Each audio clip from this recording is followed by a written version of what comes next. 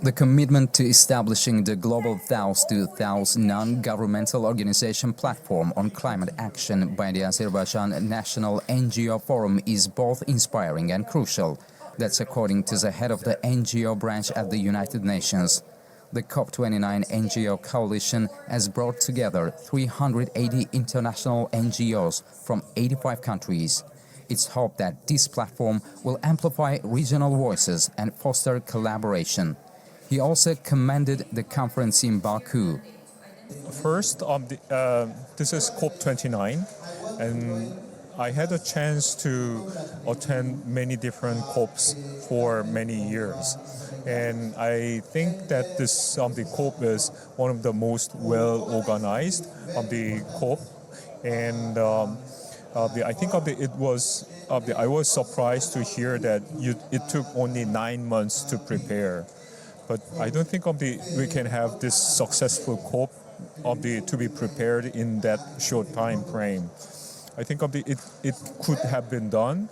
It could be done because of the leadership of the government with the wholehearted support from all citizens and volunteers. I was especially impressed by the volunteers. They are everywhere to help you and they support you.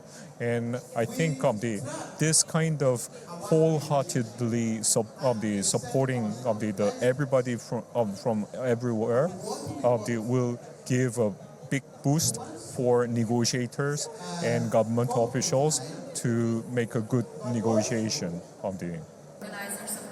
Speakers at the event discussed what the world can do for a green future. The Roots of Peace organization turns minefields into farmland and supports victims of landmine accidents. The founder says they plan on demining the planet to create a greener one.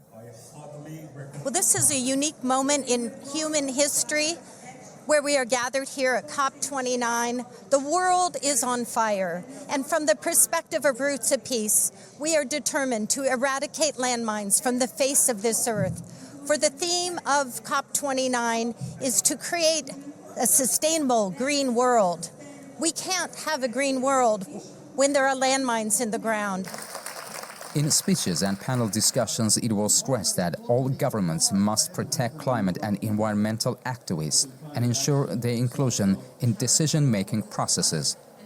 They said integrating the real economy into climate action is essential for achieving meaningful progress.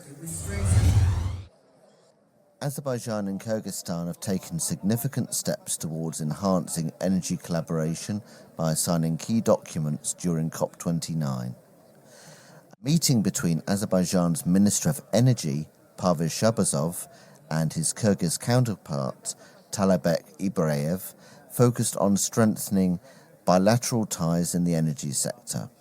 Following the discussions, the agreement was officially signed.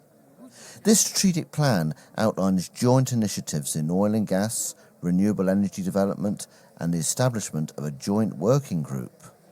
Additionally, a memorandum of understanding and cooperation was signed between Azerbaijan's Renewable Energy Agency under the Ministry of Energy and Kyrgyzstan's Green Energy Fund under the Cabinet of Ministers. The agreement highlights both nations' commitment to sustainable energy development and innovation. These agreements mark a new chapter in the partnership between Azerbaijan and Kyrgyzstan, aligning their energy strategies with global sustainability goals. Turkey confirms its commitment to cooperation towards achieving climate sustainability. Turkish Minister of Culture Mehmet Nuri Ersoy said at the ministerial meeting within COP29. I am confident that under Azerbaijan's leadership, this conference will be a key step in our global efforts to tackle climate change and will meet the expectations of the international community. Global initiatives like the UNFCCC Paris Agreement and COP meetings have made important strides in addressing climate change, setting clear targets. However, much work remains and continued international cooperation is essential to achieve the necessary outcomes. Climate change also threatens our cultural and natural heritage. UNESCO reports that glaciers in a third of World Heritage sites could disappear by 2050. Many cultural and natural sites are increasingly vulnerable to the impacts of extreme weather events. These risks highlight the urgent need to protect our shared heritage for future generations. Ersoy pointed out that there is still a long road ahead and that hitting the nail on the head demands ongoing teamwork on the global stage. He further noted that Turkey fully supports the ambitious goals of Azerbaijan's presidency at COP29. Family members of illegal miners are waiting outside an unused mine shaft in South Africa, hoping for their loved ones to emerge. It is believed that hundreds of illegal miners remain underground 2 kilometers down, where they've been for more than a month. Around 1,000 of them surfaced in recent weeks. But now family members say the police have blocked food and water supplies, forcing them to come out so they can be arrested. Authorities say they're prepared to smoke them out if they don't leave willingly. The community is urging the government to assist in bringing their loved ones to the surface, even if it's just their bodies. There's too much inside. Yes, we have family members, more than 20, who come from Chipinge in Zimbabwe. We hope they will come out so we can take them home. One has a wife who is here. She's just crying. We don't know how to help her.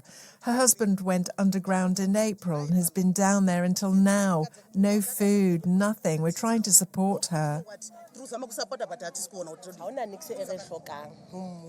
We are asking for help from the government to assist us so our children can come out of the mine. All we are asking is for the remains to come out as the community of Huma Stilfontein.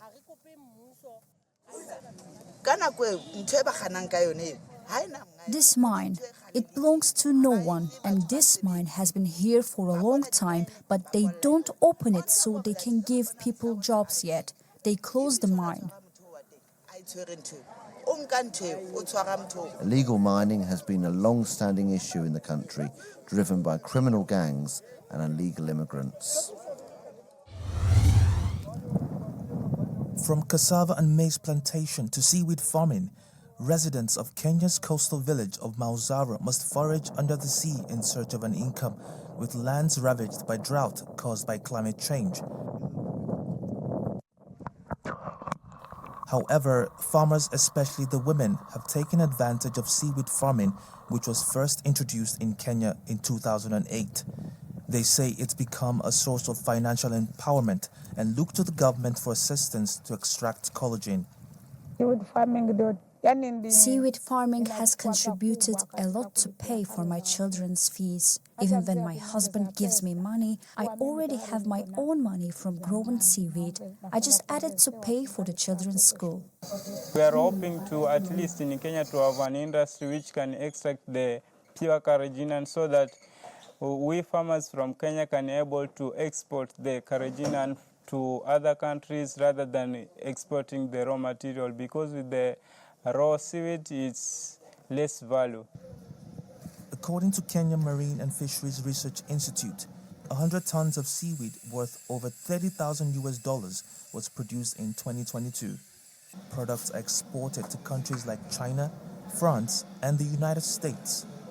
Over the last 2 decades, the global market for seaweed has tripled, according to a UN report, growing from $5 billion in 2000 to $17 billion in 2021. The last supermoon of 2024 illuminated the night sky on Friday, dazzling viewers in Venezuela as the Beaver Moon rose above Caracas.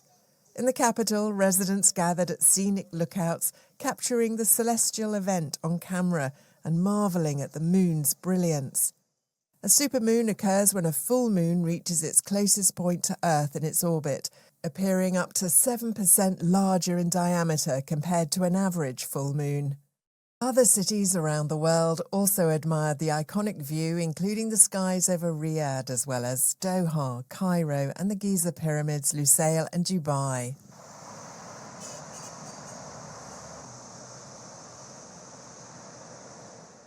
The term beaver moon refers to full moons in November, traditionally associated with increased beaver activity during this time of year.